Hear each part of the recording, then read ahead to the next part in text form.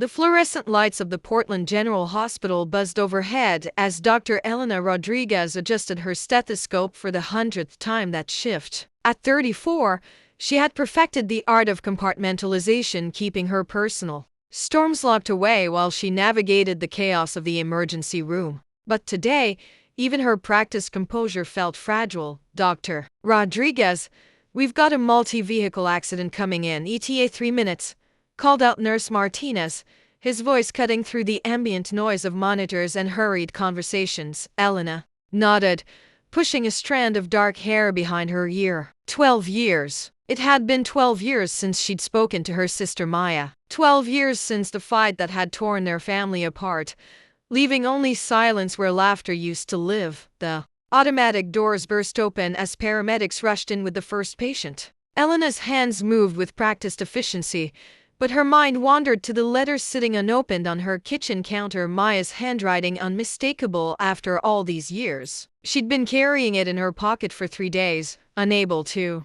find the courage to read words that might change everything or confirm that some bridges once burned could never be rebuilt. Possible internal bleeding. Vitals are stable but dropping, the paramedic reported as they transferred the patient to the gurney. As Elena worked, her phone buzzed with a text from her neighbor. Saw someone at your door earlier. Left something on the steps. Her heart skipped. Maya had been to her house. After 12 years of silence, her sister had stood on her doorstep. The rain outside Portland's windows seemed to mirror the storm brewing in Elena's chest. She'd spent years convincing herself that the past was better left buried, that some wounds were too deep to heal. But as she saved lives in this sterile, bright room, she couldn't shake the feeling that her own life had been on hold, waiting for a reunion she'd convinced herself would never come. Later that evening, Elena sat in her small apartment overlooking the Willamette River, the unopened letter trembling in her hands. The city lights reflected on the water like scattered stars, and she wondered if Maya was somewhere out there, looking at the same sky, carrying the same weight of unfinished conversations and unspoken apologies. Maya Chen sat in her rental car outside Elena's apartment building, her hands gripping the steering wheel as rain drummed against the windshield. The flight from San Francisco had been turbulent, but nothing compared to the storm of emotions churning inside her chest. At T32, Maya had built a successful career as a documentary filmmaker, telling other people's stories while carefully avoiding her own. But cancer had a way of stripping away pretenses. Stage 2 breast cancer, those words had shattered her carefully constructed world 3 months ago, forcing her to confront the truth she'd been running from for over a decade. You need to call your sister, her oncologist, Dr. Patterson, had said during their last appointment. Family support makes a significant difference in recovery outcomes. Family. The word felt foreign on her tongue. She and Elena had been inseparable, once two sisters from a mixed family, Elena taking after their Mexican mother with her olive skin and fierce determination, while Maya inherited their Chinese father's analytical mind and stubborn streak. They'd been each other's anchors until that terrible night when everything fell apart. Maya pulled out her phone and scrolled to the photo she'd carried with her for years, Elena at her medical school graduation, beaming with pride as their parents flanked her on both sides. Maya had taken the picture, had been so proud of her big sister who was going to save the world one patient at a time. That was before the accident, before the blame, before words were said that couldn't be taken back.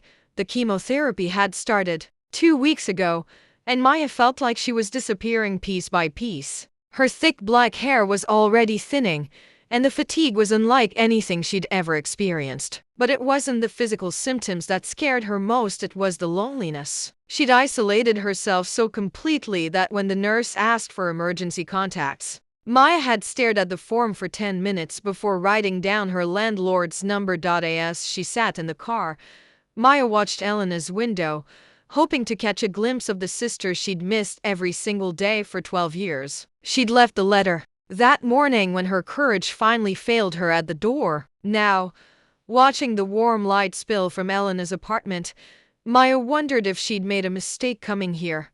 Her phone rang, startling her. "Maya, where are you?" Her treatment coordinator's voice was concerned. "You missed your appointment this morning." Maya closed her eyes. "I'm in Portland. I needed to. I'm trying to find my family." There was a pause. "Family support is crucial right now, Maya. But don't skip treatments. Promise me." "I promise," Maya whispered, her eyes still fixed on Elena's window. She just needed to know if there was still a chance for forgiveness, still time to rebuild what they'd lost. Because if there wasn't, Maya wasn't sure she had the strength to fight this battle alone. Elena's hands shook as she finally tore open the envelope, Maya's familiar handwriting blurring through her tears before she'd even read a single word. The letter was written on simple white paper, but Elena could feel the weight of every word before she began reading. "Elena, I know I have no right to reach out after all these years of silence. I know I hurt you in ways that words can't fix. And I know I've been a coward for not trying sooner. But I'm sick, Elena. Really sick. And I realize that if something happens to me, you'll never know how sorry I am. How sorry I've been every single day since that night." Elena's breath caught. Sick. Maya was sick. The letter continued. "I have breast cancer. Stage 2. The doctors say the prognosis is good with treatment. But Elena, I'm scared. I'm so scared. And I don't have anyone. I pushed everyone away after we stopped talking because no one could ever understand me the way you did. You were my safe place, my person, and I threw it all away because I was young and proud and stupid. I don't expect you to forgive me. I don't even expect you to respond. But I needed you to know that not a day has gone by that I haven't thought about picking up the phone. I've written you 1,000 letters I never sent. I've driven by the hospital where you work just hoping to catch a glimpse of you. I'm staying at the Marriott downtown until Thursday. Room 412. I understand if you can't see me. But Elena, I need you to know that loving you was the easiest thing I ever did, and losing you was the hardest. Your sister, if you'll still let me be." Maya. Elena dropped the letter as sobs racked her body. Cancer. Maya had cancer and was facing it alone because of their stubborn pride and years of accumulated silence. She thought of all the nights she'd lain awake wondering if Maya was happy, if she'd found love, if she ever thought about their childhood summers spent building blanket forts and sharing secrets. The rain had stopped, and Portland's night air was crisp and clean as Elena grabbed her keys. She'd spent 12 years rehearsing what she might say if she ever saw Maya again. Angry words, justified accusations, demands for apologies. But all of that evaporated now, replaced by a single, overwhelming truth. Her sister needed her, and nothing else mattered.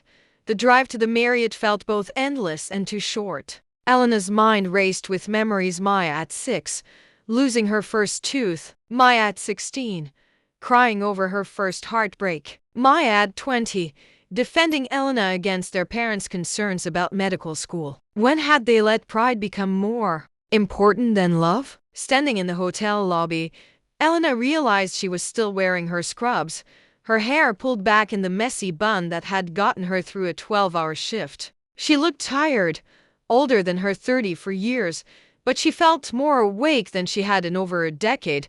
The elevator ride to the 4th floor felt like ascending through years of regret and missed opportunities. When she reached room 412, Elena raised her hand to knock, then paused. After this moment, there would be no going back to the safety of silence. They would have to face what they'd lost and decide if it could be rebuilt. Elena knocked.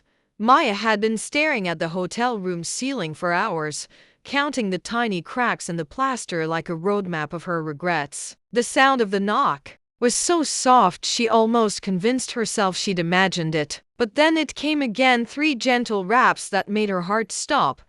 She knew it was Elena before she even looked through the peephole. 12 years of separation couldn't erase the recognition that lived in her bones. With trembling hands, Maya unlocked the door and opened it to find her sister standing in the hallway, still in scrubs, looking exactly like the Elena she remembered, but with silver threads in her dark hair and new lines around her eyes that spoke of years of laughter and tears Maya hadn't shared. "Hi," Elena whispered, her voice barely audible. "Hi," Maya whispered back. They stood there for a moment that stretched like an eternity. 2 women who had once known each other's thoughts, now strangers studying familiar faces. Maya noticed Elena's hands were shaking, and the observation broke something loose inside her chest. You came, Maya said, stepping aside to let Elena enter the sterile hotel room. You have cancer, Elena replied, and her voice cracked on the last word. Maya nodded, suddenly self-conscious about the silk scarf covering her thinning hair. Stage 2. The doctors are optimistic, but she trailed off, unsure how to explain the bone-deep fear that had been her constant companion since the diagnosis. Elena moved closer, her medical training overriding years of hurt. What type? What's your treatment plan? Who's your oncologist? The familiar authority in Elena's voice, the same tone she'd used when Maya scraped her knee as a child, brought tears to Maya's eyes. Dr. Sarah Patterson at UCSF. I'm doing chemotherapy first, then surgery, then radiation. The standard protocol, Elena nodded, processing the information with the clinical precision Maya remembered. But then her professional composure cracked, and she sank into the room's single armchair. Maya, why didn't you call me sooner? Why did you go through the diagnosis alone? Maya sat on the edge of the bed, maintaining the careful distance that had defined their relationship for over a decade. Because I was the one who destroyed us. Because I said terrible things that night. Things that can't be taken back. Because I was proud and stubborn and convinced you'd never forgive me. What terrible things? Elena asked quietly. Maya, I said things that night too. We both said things. Maya looked out the window at Portland's skyline, the city lights blurring through her tears. I blamed you for Dad's death. I stood in that hospital corridor and told you that if you'd been a better daughter, if you'd visited more, if you'd noticed the signs. God, Elena, I can't even repeat the words I said. Elena was quiet for so long that Maya finally looked at her. Her sister's face was pale, but there was something else there, not anger, but a deep, weary sadness. And I told you that you were selfish and immature and that maybe it was better if we never spoke again. Elena said softly, I told you that Dad wouldn't want us fighting over his grave, and then I walked away. I walked away and didn't look back. The silence stretched between them, filled with the weight of years and unshed tears. Outside, Portland continued its quiet nighttime rhythm, unaware that in room 412 of the downtown Marriott, two sisters were carefully examining the ruins of their relationship, looking for something that might still be salvageable. I think about him every day, Maya whispered. And I think about you. I think about how he used to call us his dynamic duo. How proud he was when you got into medical school. How he cried when I won my first documentary award. He wouldn't want us to be strangers. Elena reached across the space between them and took Maya's hand, the first time they'd touched in 12 years. Maya's hand was thinner than Elena remembered, the bones more prominent, but her grip was still strong. No, Elena agreed. He wouldn't want us to be strangers. Elena's apartment felt different with Maya in it, as if the space itself was adjusting to accommodate memories that had been locked away for too long. Maya stood by the window overlooking the Willamette River, her reflection ghostly in the glass, while Elena made tea in the kitchen, the same chamomile blend their mother used to serve when they were children and needed comfort. You kept it, Maya said softly, gesturing to a framed photo on Elena's bookshelf. It was a picture of the four of them, Elena, Maya, and their parents, taken at Maya's college graduation. Their father's arm was draped around both daughters, his face radiant with pride. I kept a lot of things, Elena admitted, carrying 2 steaming mugs into the living room. I told myself I was going to throw them away, donate them, move on, but I could never quite bring myself to do it. Maya accepted the tea gratefully, wrapping her hands around the warm ceramic. The familiar ritual felt both comforting and heartbreaking. How many cups of tea had they shared over the years before everything fell apart? Tell me about your life, Elena said, settling onto the couch. I know you're a documentary filmmaker, but that's all I know. Are you? Is there someone special? Maya's laugh was hollow. No, there was someone, Jessica, a few years ago. We were together for almost 3 years, but I'm not good at letting people get close. After we stopped talking, I think I forgot how to trust that people won't leave. Elena felt the familiar pang of guilt that had been her companion for over a decade. Maya, it's not your fault, Maya said quickly. Or maybe it is. Partly. But I made choices too. I chose to isolate myself. I chose to believe that I didn't deserve love because I'd destroyed the most important relationship in my life. They sat in silence, processing the weight of missed years and accumulated loneliness. Elena studied her sister's face, noting the subtle changes, the sharper cheekbones that spoke of recent weight loss, the faint shadows under her eyes, the way she unconsciously touched a scarf covering her head. What about you? Maya asked. Anyone special in your life? Elena shook her head. I was engaged once, about 5 years ago. David. He was a good man, a surgeon at the hospital. But every time we talked about the future, about family, I kept thinking about you, about how I'd lost my sister and how empty that made me feel. He deserved someone who could love him completely, not someone who was carrying around a sister-shaped hole in her heart. Maya's eyes filled with tears. Elena, I'm so sorry. I'm so sorry for all of it, for that night, for the words I said, for the years we lost, for the life you might have had if I hadn't been such a coward. Stop, Elena said firmly. We both made mistakes. We both said things we regret. But Maya, you're here now. You're sick and scared. And you came to me. That took incredible courage. I'm terrified, Maya admitted, her voice breaking. Not just of the cancer, but of losing you again. What if we can't fix this? What if too much damage has been done? Elena moved to sit beside Maya on the couch, close enough to feel her sister's warmth, to smell the familiar scent of her shampoo mixed with something medicinal that spoke of hospital visits and treatments. When Dad was dying, Elena said quietly, in those last few days, he kept asking for both of us. He wanted us there together, and we couldn't even be in the same room without fighting. I've regretted that every day since. Not just that we fought, but that we robbed him of what he wanted most, to see his daughters loving each other. Maya leaned against Elena's shoulder, and Elena wrapped her arms around her sister, feeling how much thinner she'd become, how fragile she felt despite her inner strength. I've missed you so much, Maya whispered against Elena's shoulder. Every day, every single day. I've missed you too, Elena whispered back. More than you'll ever know. Outside, Portland settled into the quiet hours of early morning, and in Elena's living room, two sisters held each other and began the delicate work of rebuilding what they'd thought was lost forever. There would be more conversations, more tears, more careful steps around old wounds. But for now, this was enough, the solid proof that love, even when buried under years of hurt and pride, could still find its way to the surface. Dr. Elena Rodriguez had seen countless patients face cancer diagnoses, but nothing had prepared her for sitting in an oncology waiting room as a family member rather than a medical professional. She watched Maya fill out forms with hands that shook slightly, and every protective instinct she'd ever possessed roared to life. You don't have to come to all of these, Maya said quietly as they waited for Dr. Patterson. I know you have your own patients, your own life. Maya, Elena said firmly, I'm exactly where I need to be.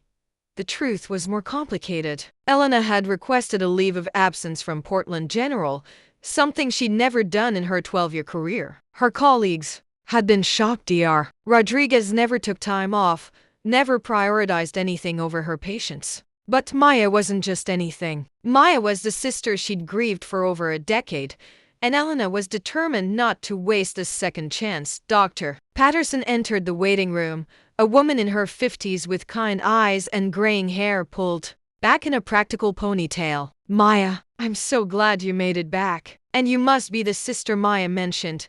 Elena stood, extending her hand. Dr. Elena Rodriguez, I'm Maya's emergency contact now, if that's acceptable to Maya. Maya's eyes filled with tears at the simple statement. Emergency contact, such clinical words for something so profoundly meaningful. For 12 years, Maya had navigated medical firms with no one to call, no one who would care if something went wrong. Now she had Elena, of course. Dr. Patterson said warmly, Maya, How are you feeling after your first round of chemo? As Maya described her symptoms, the nausea, fatigue, and hair loss, Elena found herself automatically cataloging everything, her medical mind analyzing treatment protocols and side effects. But more than that, she was studying Maya's face, learning to read her sister's expressions again, understanding when Maya was downplaying her discomfort for Elena's benefit. Your white cell counts look good, Dr. Patterson continued, pulling up Maya's latest lab results on her tablet. The tumor markers are responding well to treatment. I'm optimistic about your prognosis, Maya. Elena felt some of the tension she'd been carrying for days ease slightly. Good numbers, responding well. These were the words she'd hoped to hear, Dr. Rodriguez, Dr. Patterson said, turning to Elena. Maya mentioned you're in emergency medicine. I imagine this is challenging being on the other side of medical care. Elena nodded. It's humbling. I've given countless families news about their loved ones, but I've never been the one receiving it. It changes your perspective. After the appointment, Elena and Maya drove through San Francisco's foggy streets toward Maya's apartment in the Mission District. Elena was staying at a nearby hotel, but she'd been spending most of her time at Maya's place, cooking meals Maya could tolerate, organizing medications, and simply being present. You can't put your whole life on hold for me, Maya said as Elena helped her up the stairs to her third-floor walk-up. The chemo had left Maya weaker than she wanted to admit, and the stairs that she'd bounded up for years now felt like mountains. I'm not putting my life on hold, Elena replied. I'm living it. For the first time in 12 years, I feel like I'm living it. Maya's apartment was exactly what Elena had expected: organized chaos with camera equipment in every corner, awards on the walls, and stacks of documentary footage creating a maze through the living room. But what surprised Elena were the photos scattered throughout, pictures of their childhood, their parents, and several candid shots of Elena that Maya must have taken years ago, before everything fell apart. You kept pictures of me, Elena observed, picking up a frame from Maya's bookshelf. Maya flushed. I kept everything. Every birthday card you ever gave me, every letter from college, every photo where you're smiling. I know it's pathetic, but I couldn't let go. Elena felt her throat tighten. It's not pathetic. It's love. Complicated, painful love, but still love. That evening, as Elena helped Maya with her medication schedule, they fell into a routine that felt both new and ancient. Elena would prepare dinner while Maya rested on the couch, and they'd eat together while watching old movies or documentaries Maya had worked on. It was during one of these quiet evenings that Maya finally worked up the courage to ask the question that had been haunting her. Elena, Maya said during a lull in conversation, do you think Dad would have forgiven us for fighting at his funeral, for letting our grief turn into anger? Elena was quiet for a long moment, considering. I think Dad understood grief better than we gave him credit for. I think he would have been sad that we hurt each other, but I also think he would have been proud that we found our way back to each other, even if it took 12 years and cancer to get us here. Even then, Elena said firmly, Dad always said that love was patient, that it could wait as long as necessary. Maybe we needed those 12 years to grow into people who could handle this kind of forgiveness. Maya curled up against Elena on the small couch, her head on her sister's shoulder. I'm scared, Elena, not just of the cancer, but of messing this up again, of saying the wrong thing or doing something that drives you away. Elena stroked Maya's hair, what remained of it, with gentle fingers. Maya, we're different people than we were 12 years ago. We're stronger, wiser, more careful with each other's hearts. And I'm not going anywhere. Not again. Not ever again. The infusion center at UCSF had become a second home to Elena over the past month. She'd memorized the pattern of the linoleum floors, knew which chairs had the best views of the city, and had become friendly with the nursing staff, who consistently praised Maya for being their most cooperative patient. You're lucky to have such a devoted sister, Nurse Janet said as she checked Maya's line. Maya was halfway through her third round of chemotherapy, and while the treatments were taking their toll, the sisters had settled into a rhythm that felt both protective and healing. I know, Maya replied, squeezing Elena's hand. I'm very lucky, Elena. had taken to bringing her medical journals to these sessions, catching up on research while staying close enough to monitor Maya's responses to treatment. But more often than not, she found herself simply watching her sister, the way Maya's face relaxed when she dozed in the treatment chair, how she automatically reached for Elena's hand during the more uncomfortable moments, the quiet strength she displayed even on her worst days. "What are you thinking about?" Maya asked, noticing Elena's distant expression. "Just remembering," Elena said. "Do you remember when you broke your arm falling out of that tree in Mom's backyard? You were maybe 8? Maya smiled despite the nausea that had been her constant companion. "The oak tree. I was trying to build a fort high enough to see the mountains, and you cried more about disappointing Dad than about the pain," Elena continued. "I stayed with you in the emergency room, held your good hand while they set the bone. You made me promise not to tell anyone you'd been scared.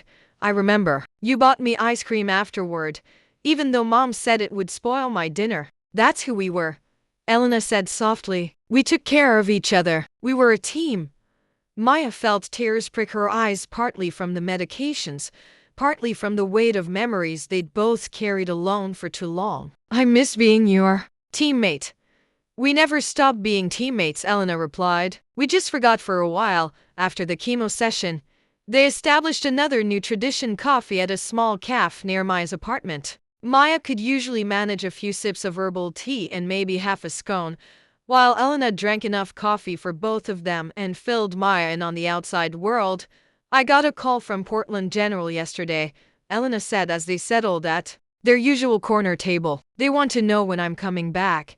Maya felt her stomach drop. "What did you tell them?" "I told them I'm taking an extended leave, that my sister needs me right now." "Elena, you can't sacrifice your career for me. What you do is important. You save lives." Elena reached across the table and covered Maya's hand with hers. "Maya, you're my life. My career will be there when you're better. But right now, this is where I need to be." Maya wanted to argue, wanted to insist that Elena return to her own life, but the selfish part of her, the part that had been alone for so long, was grateful beyond words for Elena's presence. Having her sister there made the fear manageable, made the treatments bearable, made the future feel possible again.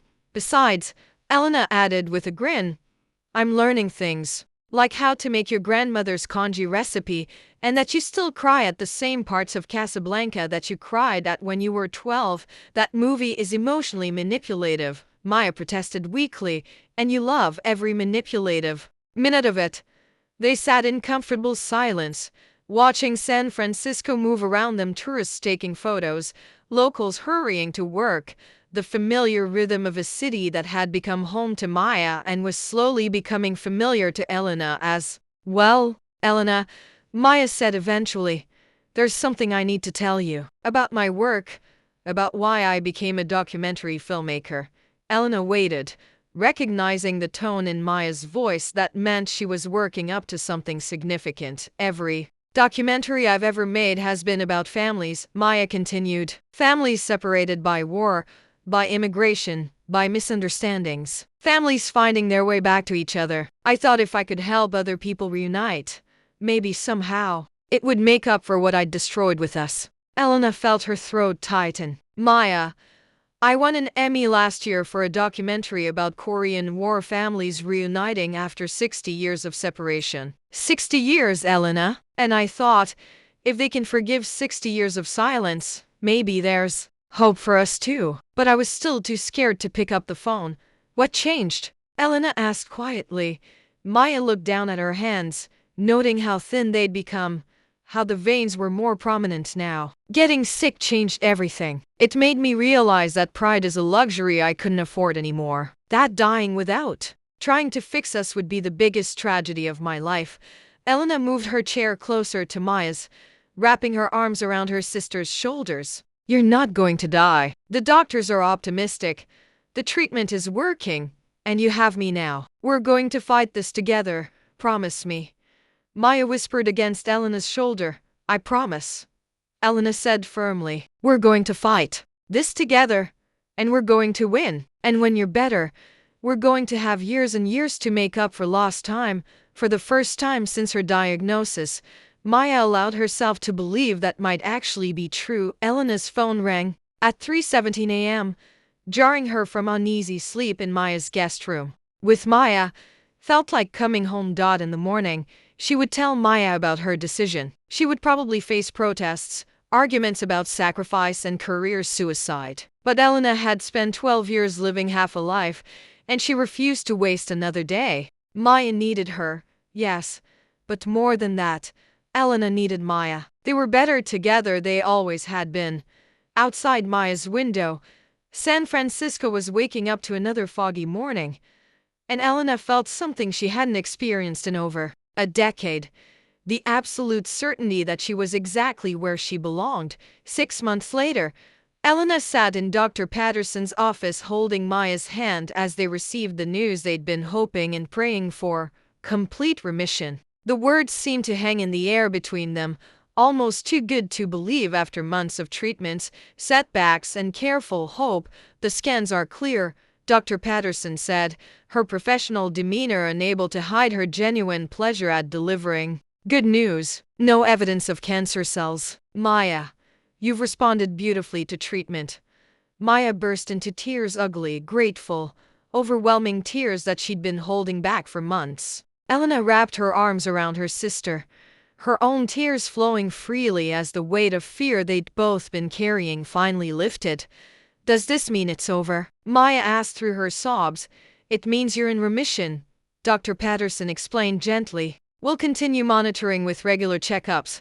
But Maya, this is the outcome we were working toward. You should celebrate. Elena felt a lightness in her chest that she hadn't experienced since before Maya's diagnosis. They walked out of the medical center into the crisp San Francisco afternoon, and for the first time in months, the future felt wide open with possibilities rather than shadowed by fear. I can't believe it, Maya said, stopping on the sidewalk to look at Elena. I actually can't believe it's over. It's over, Elena confirmed, pulling Maya into another fierce hug. You did it. You fought and you won. Maya's hair had started growing back in soft, dark waves that Elena couldn't stop touching. She looked healthier than she had in months, color in her cheeks, strength in her movements, hope in her eyes. But more than her physical recovery, Elena could see that Maya's spirit was healing too.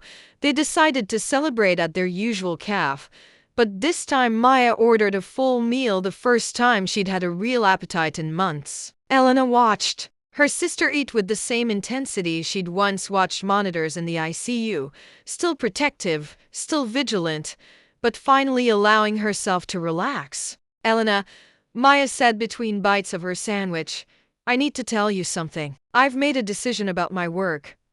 Elena waited, recognizing the thoughtful expression on Maya's face. I want to make a documentary about us, about what we've been through, about families who find their way back to each other. But I want to do it together. With you. Elena raised an eyebrow. You want me to be in front of a camera? Maya, I'm not exactly documentary material. You're wrong, Maya said firmly. You're exactly the kind of person whose story needs to be told. You gave up your entire life to take care of me. You forgave me when I didn't deserve it. You showed me what unconditional love actually looks like. Elena felt her cheeks warm. I didn't give up my life. I found it. For 12 years, I was just going through the motions. Being here with you, taking care of you, rebuilding our relationship. This has been the most meaningful time of my life.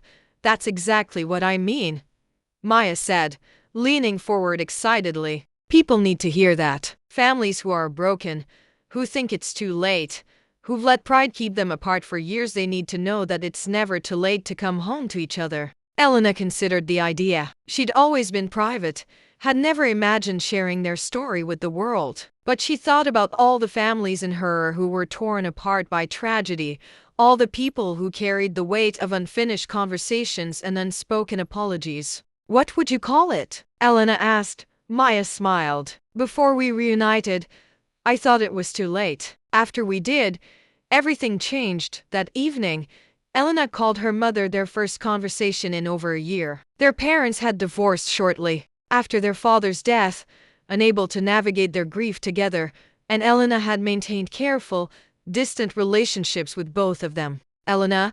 Her mother's voice was surprised, hopeful. Is everything okay? Everything's okay, Mom. Actually, everything's better than okay. Maya and we're talking again. She's been sick, but she's going to be fine. And Maya's name on the caller ID sent ice through her veins. Her sister was calling from the bedroom just down the hall, which could only mean one thing, Elena.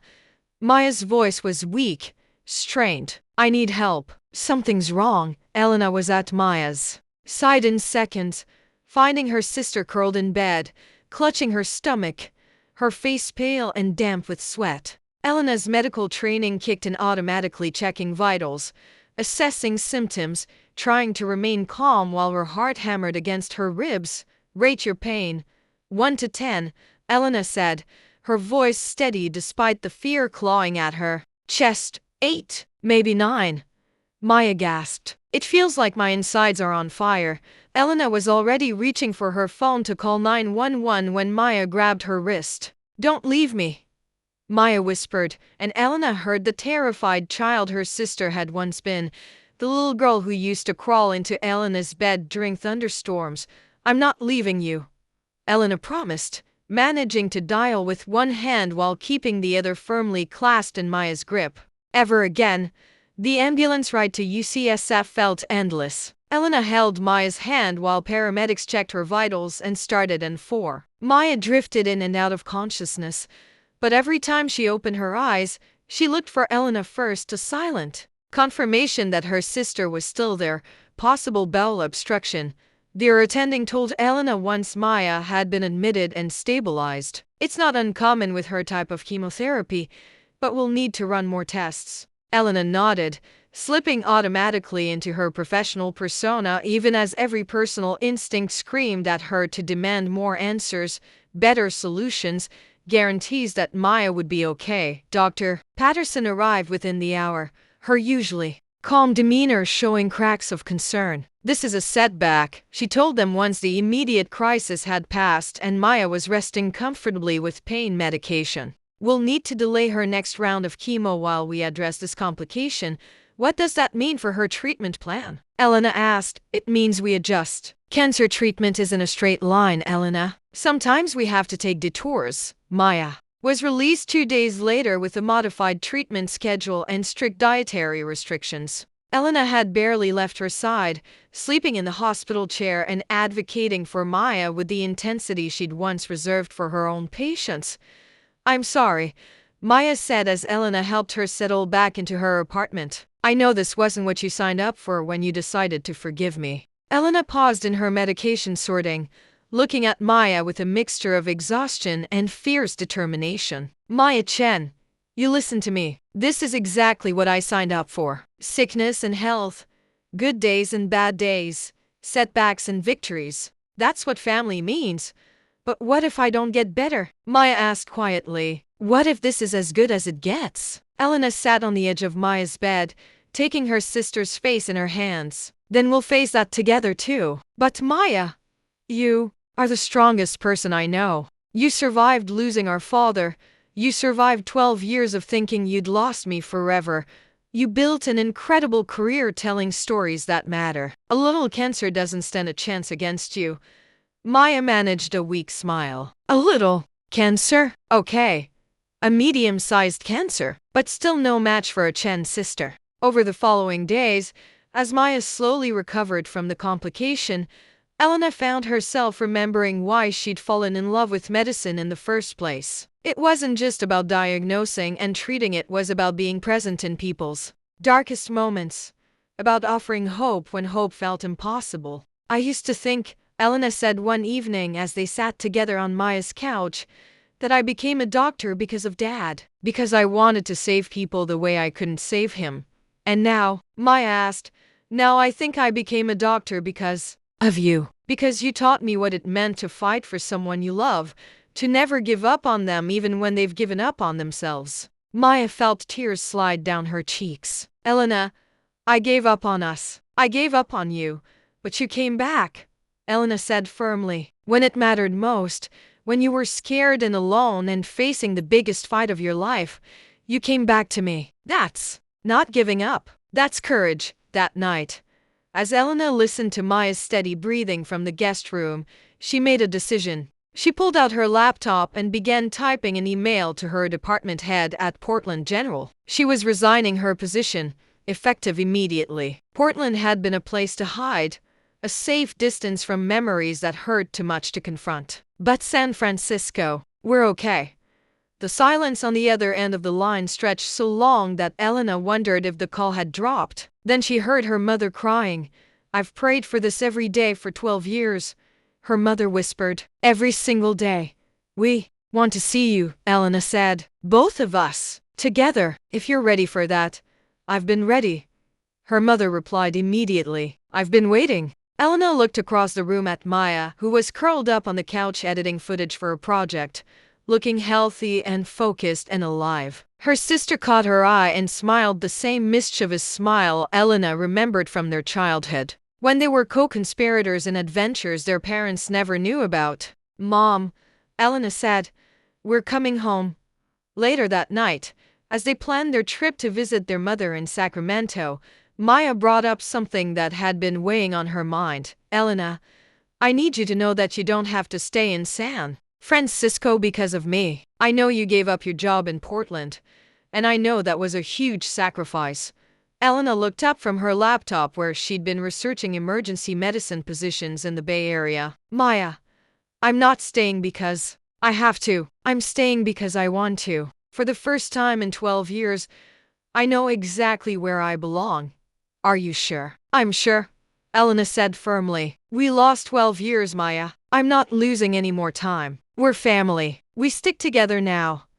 Maya felt tears prick her eyes. Happy tears, grateful tears. Tears of relief that this second chance was real and lasting. "We stick together," she agreed. Outside, San Francisco sparkled with evening lights, and inside Maya's apartment, two sisters who had found their way back to each other began planning a future that included both of their dreams: Elena's calling to heal, Maya's passion for storytelling, and their shared commitment to never let pride come between them again. 1 year later, Elena stood in the back of a crowded auditorium at the San Francisco International Film Festival, watching Maya accept an award for their documentary. "Before we reunited, I thought it was too late. After we did, everything changed, had become a critical success. But more importantly, it had started conversations in families around the world. This award doesn't belong to me alone," Maya said into the microphone, her voice steady and strong. "It belongs to my sister Elena, who taught me that love is patient, that forgiveness is possible, and that it's never too late to come home to the people who matter most." Elena felt tears slide down her cheeks as Maya continued her speech. The past year had been a whirlwind of recovery, reconciliation, and rebuilding. Maya's cancer remained in remission. Their relationship had grown stronger than it had ever been, and Elena had found her place at San Francisco General Hospital, where she was already being considered for a department leadership position. "I want to dedicate this award to every family who thinks they've waited too long, who believes some words can't be forgiven, who's convinced that too much damage has been done," Maya continued. "It's never too late. Love is always worth fighting for." After the ceremony, Elena and Maya walked along the Embarcadero, the Bay Bridge glittering ahead of them like a constellation of possibilities. Their mother had flown in for the festival, and seeing the three of them together again had felt like a miracle. Their father's absence was still a quiet ache, but they'd learned to carry his memory as a blessing rather than a burden. "I got a call today," Maya said as they stopped to lean against the waterfront railing, "from a woman in Chicago whose family saw our documentary. She and her brother hadn't spoken in 15 years over something that happened at their father's funeral. After watching our film, she picked up the phone." Elena smiled. "And they're having dinner next week." She said our story gave her courage to try again. Elena felt the familiar warmth that came with knowing their pain had been transformed into something healing for others. It had taken enormous courage for both of them to share their stories so publicly, to let cameras capture their most vulnerable moments, but the response had been overwhelming. Families were reuniting, siblings were reconciling, and people were choosing forgiveness over pride. "Elena," Maya said, turning to face her sister. Do you ever regret it? Giving up your life in Portland, staying here with me through everything? Elena didn't hesitate. Maya, I didn't give up my life. I found it. For 12 years, I was sleepwalking through my days, going through the motions but never really living. This year, taking care of you, rebuilding our relationship, creating something meaningful together, this has been the best year of my life. Even the cancer part, Elena said firmly, because it brought us back together. And yes, I know that sounds terrible, being grateful for cancer, but Maya, if it hadn't happened, we might have gone another 12 years in silence. We might have missed our chance entirely. Maya reached for Elena's hand, their fingers intertwining naturally. I used to think that losing Dad was the worst thing that could happen to our family. But losing you was worse, because Dad's death was something that happened to us, but losing you was something I chose, and I had to live with that choice every day. But you chose to come back too, Elena reminded her. When it would have been easier to face the cancer alone rather than risk another rejection, you chose to reach out. You chose to trust that our love was stronger than our hurt. They stood in comfortable silence, watching ferries cross the bay and listening to the familiar sounds of the city that had become home to both of them. Elena had started dating someone, Dr. Sarah Kim from the hospital's cardiology department, and while it was still new, Elena felt capable of love in a way she hadn't for years. Maya was considering moving in with her girlfriend Rachel, a relationship that had grown slowly and carefully but with the kind of deep foundation that promised lasting happiness. We're going to be okay, Maya said softly. Not just okay, we're going to be happy. We already are, Elena replied. We already are happy. As they walked back toward Maya's apartment, which had become their shared space more than Elena's hotel room ever had, Elena reflected on the journey that had brought them here. A cancer diagnosis that could have been devastating had instead become a catalyst for healing. Years of silence had been broken by a single letter written in desperation and answered with forgiveness. Maya, Elena said as they climbed the familiar stairs to the third floor, I want you to know something. These past months, taking care of you, being your sister again, it's been an honor. Not a burden, not a sacrifice, but an honor. Maya stopped on the landing, her eyes bright with unshed tears. Elena, you saved my life, not just medically, but emotionally, spiritually. You gave me a reason to fight. We saved each other, Elena corrected. That's what sisters do. Inside the apartment, they settled onto the couch where they'd spent countless evenings over the past year watching movies, planning the documentary, talking through memories both painful and joyful. The space was filled with evidence of their rebuilt relationship, photos from Maya's recovery, awards from film festivals, medical journals stacked next to camera equipment, 2 coffee mugs that had become permanently designated as theirs. What's next for us? Maya asked, curling up against Elena's side in a gesture that had become natural again. Everything, Elena said simply. Your next documentary, my career at the hospital, Sunday dinners with Mom, holidays together, growing old together, everything we missed, and everything still to come. Maya smiled, feeling the deep contentment that came with knowing she was exactly where she belonged. I love you, Elena. I love you so much. I love you too, Maya. Always have, always will. Outside, San Francisco settled into another peaceful evening, and inside a small apartment in the Mission District, 2 sisters who had found their way back to each other began planning a future built on forgiveness, strengthened by love, and brightened by the unshakable knowledge that some bonds, no matter how tested, are truly unbreakable. The documentary had been right before they reunited. They thought it was too late. After they did, everything changed. But the most important change wasn't in their circumstances or their health or their careers. The most important change was in their hearts, where love had been patiently waiting all along for pride to step aside and let it shine again. Their father would have been proud. Their love had been patient, and in the end, it had been enough.